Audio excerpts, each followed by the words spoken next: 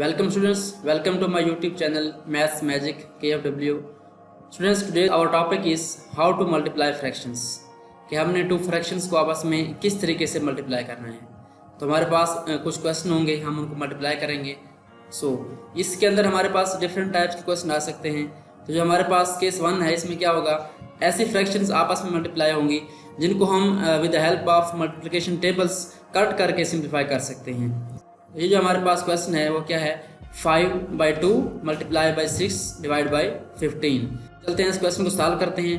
तो सबसे पहले आप देखें कि इधर 5 है और उसके क्रॉस में क्या है 15 आ रहा है। तो यहाँ पे हम 5 का मल्टीप्लिकेशन टेबल यूज़ करके इसकी क्रॉस हम कटिंग करेंगे। तो जब हम इसको करेंगे तो 5 क्या होता है आप जानते हैं, 5 होता है। और जब हम 15 को 5 पे डिवाइड करेंगे तो हमारे पास क्या आएगा, 3 आ जाएगा।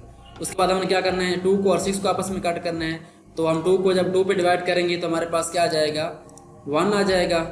आप जानते हैं कि 2 1 is 2।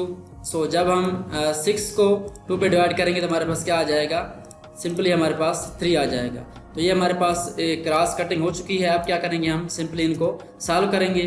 तो हमारे पास जो रिमेनिंग नंबर्स हैं वो कौन से हैं, यहाँ पे 1 बच गया है और यहाँ पे क्या है 1 है। तो उसके बाद क्या आएगा, हमारे पास मल्टीप्लिकेशन का साइन आएगा। और उसके बाद जो नेक्स्ट हमारे पास बटा है उसमें क्या आएगा, ऊपर 3 है तो यहाँ पे 3 लिखेंगे और नीचे भी क्या है 3 है। तो उसके बाद आप सिंपली इसको क्या कर सकते हैं, मल्टीप्लाई कर सकते हैं। 1 मल्टीप्लाई बाई 3 आप जानते हैं 3 होगा और नीचे भी क्या है 1 मल्टीप्लाई बाई 3, तो ये भी क्या आ जाएगा 3 आ जाएगा। और नेक्स्ट स्टेप में इसका हम आंसर राइट करेंगे। जब आप 3 को 3 पे डिवाइड करते हैं तो क्या आता है 1 आता है। तो ये हमारे पास जो फ्रैक्शन है वो सॉल्व हो चुकी है। सो हमने इसको विद हेल्प ऑफ कटिंग जो है बहुत ही जल्दी इसको मल्टीप्लाई कर लिया है। उसके बाद हमारे पास नेक्स्ट केस है, इसमें क्या होगा कि ऐसी फ्रैक्शन मल्टीप्लाई होंगी जिनको हम डायरेक्टली जो है क्रॉस कटिंग नहीं कर सकते और इस तरह से ऊपर नीचे भी कट नहीं कर सकते। देखते हैं कि इसको हम किस तरह से सॉल्व कर सकते हैं। क्या करना है आपने, तो जो न्यूमरेटर है वो क्या होगा, न्यूमरेटर से मल्टीप्लाई होगा और जो डिनोमिनेटर है वो क्या होगा, डिनोमिनेटर से मल्टीप्लाई होगा। तो हम क्या करेंगे, 7 को मल्टीप्लाई करेंगे किसके साथ, 4 के साथ, ये मल्टीप्लाई हो जाएगा। और उसके बाद नीचे जो है 3 मल्टीप्लाई होगा किसके साथ, 5 के साथ। तो यहाँ पे हमने मल्टीप्लाई कर दिया इसको। उसके बाद सिंपली हमने इसको मल्टीप्लाई करना है और इसका आंसर राइट करना है। तो आप 7 को 4 से मल्टीप्लाई करें, हमारे पास क्या आता है 28 आता है। और उसके बाद 3 को 5 से मल्टीप्लाई करें तो क्या आता है 15 आता है। तो ये हमारे पास फ्रैक्शन मल्टीप्लाई हो चुकी है। तो अब अगर आप चाहें तो इसको आगे मजीद सिंप्लीफाई भी कर सकते हैं।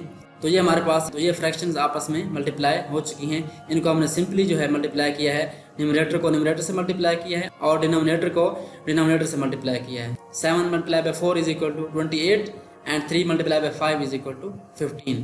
तो ये हमारे पास मल्टीप्लाई हो चुका है। जब भी आपने मल्टीप्लाई करना है तो सबसे पहले चेक करना है कि क्या ये जो हमारे पास फ्रैक्शन है ये आपस में क्रॉस कटिंग हो सकती है। अगर इनकी क्रॉस कटिंग हो जाती है तो ये क्वेश्चन हमारे लिए क्या हो जाएगा, बिल्कुल सिंपल हो जाएगा। तो कटिंग के थ्रू हम इसको सिंप्लीफाई कर सकते हैं, इसका मुकम्मल प्रोसेस नहीं करना पड़ेगा। तो ये हमारे पास एक शॉर्टकट मेथड है, हम विद हेल्प ऑफ कटिंग इसको इजीली सॉल्व कर सकते हैं। आज की इस वीडियो में हमने डिस्कस किया कि हम टू फ्रैक्शंस को आपस में किस तरह मल्टीप्लाई कर सकते हैं।